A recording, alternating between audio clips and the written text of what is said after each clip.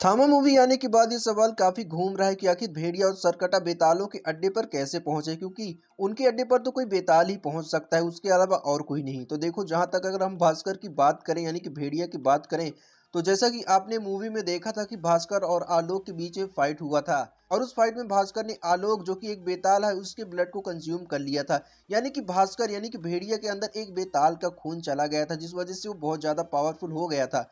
तो अब क्योंकि उसके अंदर एक बेताल का खून है, तो हो सकता है कि उसी खून के कारण भेड़िया बेताल के अड्डे तक पहुंच गया हो। तो वैसा हो भी सकता है क्योंकि उसके अंदर, भास्कर के अंदर यानी कि भेड़िया के अंदर आलोक जो कि एक बेताल है उसका ब्लड है, तो हो सकता है कि उसी ब्लड के कारण भेड़िया उनके अड्डे पे पहुंच गया हो। और अगर बात करें सरकटा की कि आखिर वो वहां पर कैसे पहुंचा, तो देखो यार, वो सरकटा है वो कहीं भी जा सकता है। और ऐसे भी स्त्री 2 में हमने देखा था कि सरकटा टेलीपोर्ट भी हो सकता है। तो हो सकता है कि सरकटा टेलीपोर्ट होकर वहां पर गया हो। और सरकटा वैसे भी काफी पावरफुल है, और तुमने तो देखा है कि उसने यक्षासन को छुड़ा लिया था, जबकि यक्षासन एक बेड़ियों में बंधा था और जिसको सिर्फ मंत्रों से ही खोला जा सकता है।